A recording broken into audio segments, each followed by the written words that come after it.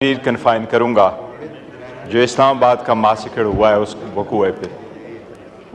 मैं पहले दिन ये कहता चला आ रहा हूँ जनाब स्पीकर कि कौमों की ज़िंदगी में जमहूरियत सबसे बड़ा अंसर है और जमहूरियत फ़कत इस असम्बली का नाम नहीं है, जमहूरियत फ़कत इस हुकूमत का और इनकी कैबिनेट का नाम नहीं है, बस जमहूरियत का एक हिस्सा एक हुस्न ये होता है कि हम इस ईवान में एहतजाज करते हैं, पब्लिक सर्वेंट दफातर में एहतजाज करते हैं और अवाम सड़कों पर एहतजाज करते हैं। जनाब स्पीकर, इस मुल्क की बुनियाद, सिविल सोसाइटी की बुनियाद, सिविल और पॉलिटिकल स्ट्रगल की बुनियाद एहतजाजात से शुरू हो जाती है और ईवानों पे जाके ख़त्म हो जाती है, लेकिन वहाँ गोली चलाने का कोई तसव्वुर नहीं होता।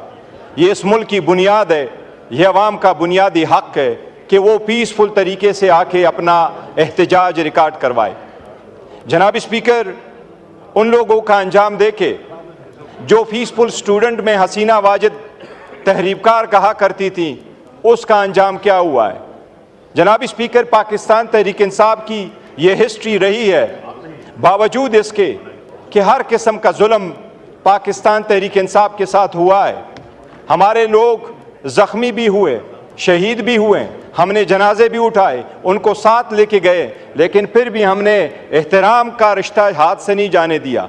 इनके वज़ीर आज़म ने हमें तहरीबकार कहा, लेकिन आज तक हमने इनको तहरीबकार या कातिल लीग नहीं कहा, वरना वो लफ्ज़ आप लोगों का हमें याद है। जनाब स्पीकर, ये एक चीज़ याद रखें, इस मुल्क में कमीशनें बनी, सब कुछ हुआ, लेकिन लोग घूली की गूंज नस्लों तक याद रखती है, वो बोलती नहीं है। लेकिन मैं आपको मौजूदा रीसेंट मिसालें देता हूँ, आप सारी दुनिया की मिसाल ले लें। अब रिसेंटली इंडिया के पार्लियामान को प्रोटेस्टर ने स्टॉर्म कर लिया, इंडिया की ईमान को प्रोटेस्टर ने स्टॉर्म कर लिया। उन्होंने स्मोक कैनिस्टर चलाए, उन पे फायरिंग हुई, उन्होंने कैनिस्टर चलवाए, उन्होंने जो फायर एक्सटिंग्विशर थे वो चलाए, क्या उन पे गोली चली? ब्राज़ील के ईवान स्टॉर्म हुआ, श्रीलंका का ईवान स्टॉर्म हुआ। जनाब स्पीकर, मोस्ट रिसेंटली अभी सितंबर 2024 में कनाडा का ईवान स्टॉर्म हुआ, 100 से ज़्यादा प्रोटेस्टर अंदर चले गए, क्या किसी ने गोली चलाई? कनाडा का ईवान स्टॉर्म हो जाता है।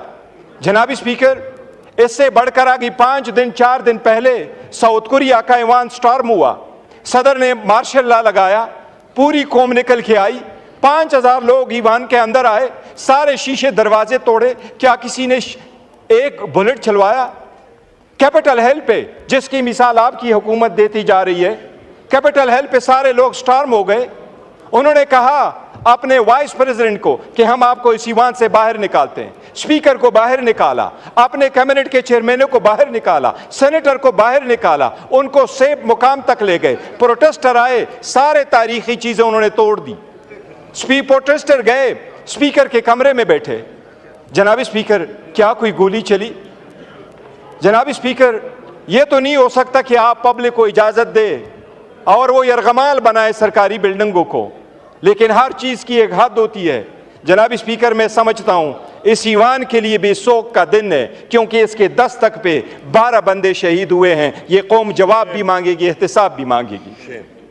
जनाब स्पीकर, इतना तो बंदा खर्च करे कि अगर गोली चले भी तो कोई जवाब दे दो, रिमोर्स शो करो, उसकी अपॉलॉजी करो, उसका केस करो, उन लोगों को कंपेंसेट करो जिनके दिलों में रिमोर्स नहीं होता।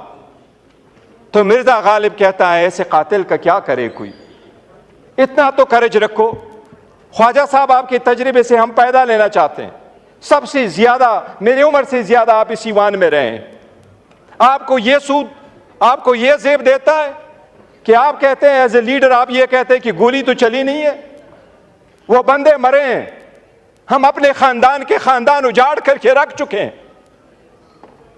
हम पख्तूनों का कार्ड नहीं खेलते, लेकिन हर पख्तून बाप ने अपने बेटे का जनाजा उठाया है। ख्वाजा साहब, पख्तून का जब एक गोली चलती है तो खानदान के खानदान क्या नस्लें याद रखती है। अगर आप सिर्फ इतना करते, उनको कंपेंसेट करते, मौसम बताते कि जो लाजिम है, पहले भी तो हुआ है। आफ्ताब शेरपाओ के दौर में तहरीक चली, निफाज शरीयत की तहरीक चली, गोली चली, 8 बंदे मरे, पर्चा रजिस्टर हुआ, अपालजी हो गई, वो सबके घरों में चले गए। सारे लोगों ने कहा हमने आपको माफ किया है। ये बदले लेने का वक्त नहीं था, लेकिन आप भी पर्चे का तो कह देते, केस के इन्वेस्टिगेशन का तो कहते हैं, आप आ जाते, रिकॉर्ड तो दे जाते। आपके दर पे ये आए हुए हैं, ये आपके सिटीजन है, ये हमारे सिटीजन है। जनाब स्पीकर, हमने जुल्म का बदला जुल्म से नहीं दिया। हम कहते हैं KPK में हमारी हुकूमत है, लेकिन KPK के सारी हुकूमत, सारी अवाम, सब कुछ तो पाकिस्तान तहरीक इंसाफ के तो नहीं है। सारे अक़वाम वहां बसते हैं, हर मजहब का बंदा वहां रहता है, हर पॉलिटिकल पार्टी से लोग एफिलिएटेड है। क्या वहां की हुकूमत उन लोगों पे गोलियां चलाए? हमने तो नहीं किया। हम 2 सीटें हारे, 2 सीटें हारे। यहां आप दांधली करते, हम भी तो दांधली कर सकते थे, हमने नहीं किया। जनाब स्पीकर, हम मुतालबा करते हैं कि इस ईवान सिर्फ 100 गुना मनाए। ये ईवान आज तक हमने स्पेशल कमेटी बनाई। आज मैंने रिक्वेस्ट की, शाह साहब यहां बैठे हुए हैं, वो कमेटी हमने बनाई थी, उसकी तजवीज़ उमर अयूब खान साहब ने दे दी थी। उसकी तजवीज़ यही थी कि ये रिकमेंड करेंगे आगे बेहतरी की तरफ कैसे चला जाए। जिस वक्त यहां से अरेस्ट हो गए थे MNA साहिबान, उस पर कोई काम नहीं हुआ। आपके जनाब स्पीकर, सुन्नी इत्तेहाद काउंसिल का चेयरमैन हामिद रजा साहब यहां मौजूद है। ये चेयरमैन है ह्यूमन राइट्स कमेटी के। इनका इतना बड़ा इख्तियार है कि ये कह रहे हैं कि चेयरमैन, ये कह रहे हैं एज ए चेयरमैन कि कमेटी की मीटिंग बुलाए। उस कमेटी की मीटिंग नहीं हो सकी। जनाब स्पीकर, अगर इतनी बड़ी पॉलिटिकल पार्टी को इमरान खान ने जुलूस और एहतजाज निकाल के अपनी पॉपुलरिटी मजीद नहीं दिखानी, उसकी पॉपुलरिटी 9 फरवरी को सारी दुनिया ने देखी है कि वो 70% अवाम उसके साथ है। हम तो जनाब स्पीकर सिर्फ लोग इसलिए निकलते हैं कि मुल्क बेहतरी की तरफ जाए। हम कहते हैं, ये आपको बताऊं जनाब स्पीकर, खान साहब ने पहले ऐलान किया था, और मैं आज आपको फ्लोर पे बताऊं कि मैंने बारहा खान साहब को कहा था कि एक ऐलान तो करो, कोई डायलॉग भी तो होने चाहिए। सबसे पहले 4-5 महीने पहले उन्होंने अनाउंस किया था 3। अभी उन्होंने कमेटी बनाई है। वो कमेटी, हम ये समझते हैं जनाब स्पीकर, हमेशा ये समझते हैं कि अगर डायलॉग के लिए कमेटी बने तो ये समझते हैं ये उसकी कमजोरी है। हमारी कमजोरी नहीं। हम समझते हैं इस ईमान पे, इस जमहूरियत पे और इसके सिस्टम पे कोई थर्ड फोर्स काबिज ना हो। हम समझते हैं जनाब स्पीकर कि आप एक्ट कर ले। ये ईमान आज तक अपनी बात मनमून नहीं करवा सका। ये ईमान आज तक अपने MNAs को प्रोटेक्शन नहीं दे सका। ये ईमान आज तक उनके बच्चों को प्रोटेक्शन नहीं दे सका। अगर यहाँ बोलने पे पाबंदी है, दिखाने पे पाबंदी है, आपका इतना फोर्स नहीं चलता, तो क्या ये आवाज़ हम ऐसी वक्त ज़ाया कर रहे हैं? कौम के हर दिन पे हम 6-6 करोड़ ऐसे लगा रहे हैं। जनाब स्पीकर, हमने कमेटी इसलिए बनाई कि इसको कमज़ोरी ना समझे, जितनी गलतियाँ हुई है उसको रेमेडी कर ले। जनाब स्पीकर, एक चीज़ मैं बताऊँ, बहुत हो गया। अब 9 मई की जो धूल है वो बैठनी चाहिए। 9 मई की धूल अब बैठनी चाहिए। हकीकत की तरफ देखो। अगर आप कमीशन नहीं बनाते, आप लोगों का नहीं करते, तो ये धूल आप बिठाएं, आगे की तरफ बढ़े। लेकिन सबसे पहले हमारा मुतालबा है कि जो रिस्पॉन्सिबल लोग हैं इनको जस्टिस करवाएं, ब्रिंग देम टू जस्टिस। ये हमारा एक मुतालबा है जनाब स्पीकर। मैं एक चीज़ जनाब स्पीकर आपके नोटिस में लाना चाहता हूँ।